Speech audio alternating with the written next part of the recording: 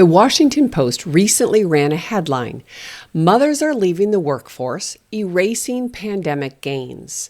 Now, you know, our culture loves a dramatic swing of the pendulum, either far left or far right.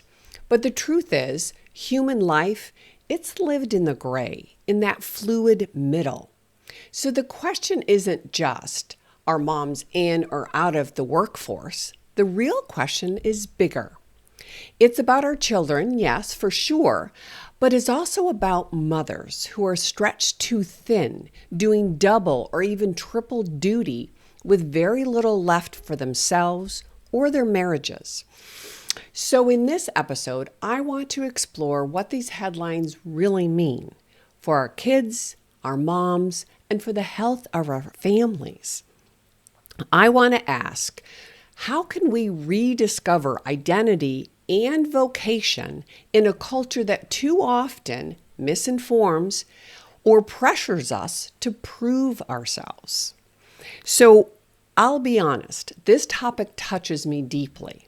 I was once afraid of the commitment of motherhood, afraid of what it would demand of me. Because after decades of working with families, I couldn't deny children flourish when their mothers are present in those early years. So let me give you a picture of what this looks like in real life. I once worked with a family where the mom was a pediatrician. She was actually running an ER pediatric unit at the hospital. She was brilliant, dedicated, but she worked long stretches, sometimes 24, 36 hours. Dad traveled for his work quite often, and even though he had a home office, his schedule was also very, very inconsistent. They had 3 great kids. The middle boy, let's call him Peter, he was struggling. He had sensory integration issues, slow language development, was truly a picky eater, frequent meltdowns, and significant sleep problems. This stretched the whole family. So like many families, they were told preschool would help, that he just needed more socialization and to be around kids his own age, that he would actually learn from other children. And that if he was put in this setting, it would smooth out all naturally. So what did they do? They, of course, put him in almost full time. And yes, on the outside, Peter did learn how to behave for certain stretches. And it was within that highly structured, fast-paced setting that he learned the technique of acting as if he understood and acting as if he enjoyed the moment. But he didn't really own it. There was no real deep learning or deep integration of these skills.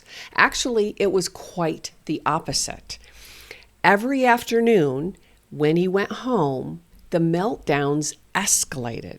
He was exhausted, empty, truly spent, had nothing left because he took all of his mental, emotional energy to pretend, to keep it together in that environment where he didn't understand. Now, his parents were truly loving. They were committed, but they felt guilty and helpless, totally confused. Even Mom, a pediatrician, told me that she felt like a complete failure. Now, let me contrast that situation with another family. This mom stayed at home with her 5 kids. Actually, when I first met them, they only had 4. But her second child, let's call her Sarah, she too was sensitive, very withdrawn, and a significant delay in her language development. But Mom chose to wait. She didn't put her in preschool until 4 and a half. And even then, it was just for a few mornings every week. Here's the difference. This mother had the time and presence to put the strategies we worked on in real time in practice at home. And because she understood the why, Why was she playing with Legos? Why was she doing dress up? Why was pulling her in the kitchen and getting Sarah engaged with prepping the meal? Why was that all important? This mom embraced those everyday routines as teaching moments. Sarah had space to grow, to practice skills in the safety of home long before venturing out into the busier world, especially that busy, active, highly structured preschool setting. Sarah built confidence from the inside out. Now, don't get me wrong, both mothers were deeply concerned and both wanted the best for their children. But one was stretched so thin she couldn't provide the continuity for her son. He really, really desperately needed that. The other one was able to build a steady rhythm of reassurance, practice, reinforcement, and her daughter thrived. This is the difference presence makes. And I've seen this pattern over and over again. Institutions can manage, but they can't nurture. And the research backs this up. A woman named Erica Komisar, a psychoanalyst and author of a book called Being There, is very clear. The first 3 years of life are a critical window for your child's brain growth and development, as well as their emotional security. And because of that, they're able to build more resilience. But the resilience doesn't come first. She says babies need their mothers, not substitutes, not institutions, but their mothers, especially in those first 1,000 days. Let's not forget the history of Head Start.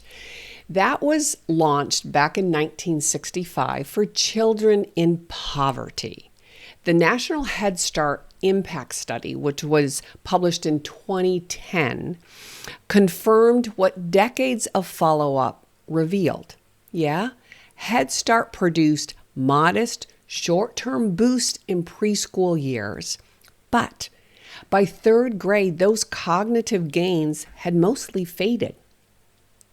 And yet, still today, policymakers use those early findings to justify preschool for all children across all populations. And yet, the long-term research findings are consistent. And they state that the deepest benefits of Head Start weren't academic. They were relational. With improved health, improved social connection, and stronger parent involvement. This is the key for parents. Formal programs cannot replicate what daily connection and secure attachment at home provide. For some mothers, leaving the workforce is not regression. It's reclaiming vocation. Let me take a moment and pause and define what I mean by identity and vocation. Identity is your who. It's your values, your character, your beliefs. Vocation, on the other hand, that's the what. The purposeful work that flows out of that deep sense of self.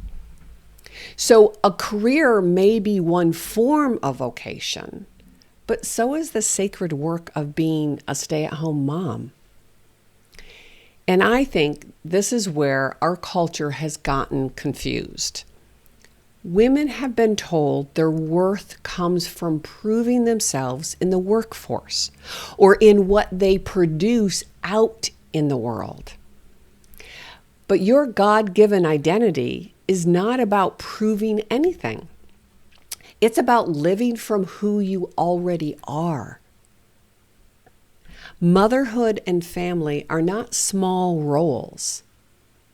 They are profound, vital, and defining for the health of our children and the health of our entire society. When mothers live out their identity in the home, it's not a lesser choice. It's often the highest calling of love and service.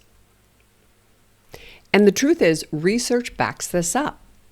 You may have heard of the famous 30 million word gap. It was a study by Hart and Risley. I've mentioned it here before, last year or the year before. But it was a huge study that got a lot of recognition. It took place back in the 1990s. They followed families from different social and economic backgrounds. And the initial findings, they appeared quite striking. And I, again, was in the middle of it there in LA, that they stated that by age 3, children in lower income families had heard about 30 million fewer words than children from higher income families.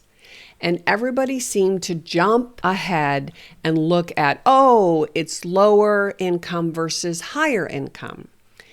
But here's what often gets missed, and I've talked about this before. It wasn't just about class. Even the families in the middle and upper class, if the mother wasn't naturally talkative, or if she didn't make a habit of narrating and engaging during everyday moments, her child heard far fewer words too. And even more important, I believe, Hart and Risley later clarified that it's not just the number of words, it's the quality. So children thrive when mothers are emotionally present, when words are warm and expansive, they're inviting. That's what builds language. That's what I talk about here, every single episode. That opportunity to be engaged with your primary caretaker, the woman who loves you the most, that builds the language and the thinking and confidence. This updated research highlights the importance of conversational turns and parent-child interaction rather than just the total number of words. We can't just collect the data. What's really going on underneath? This suggests a shift in focus from the simple word counts to the quality of meaningful communication. So let's be clear. That kind of interaction cannot be mass-produced in an institutional setting. It happens in the one-to-one rhythms of daily life, even the messy ones. At the kitchen table, on a walk, getting in and out of the car, during play. So I do want to defend mothers who are working outside the home. I've seen it. The exhaustion, the tears, the constant sense of failing at everything. And still, the world tells mom they just need better childcare, or better time management, or they need to lean in harder. Really? The system demands everything and really gives very little back to you. Even Head Start itself was never designed to replace a mother's presence. It was meant to fill gaps for families who were in poverty, not to become a substitute, but to really help support the child who was in most need. And this is where I push back hard against the headline. The media says mothers are erasing gains, but are promotions and paychecks, they're the only measure of progress? What about stronger children, healthier families? What about communities that are built on secure, resilient people? Careers can always be rebuilt. And I know there's a lot of pushback to that. But childhood cannot be rewound. Here's the part few want to say out loud. Schools and institutions are not developmentally healthy environments for very young children. They are designed for efficiency. They are designed for management, not flourishing.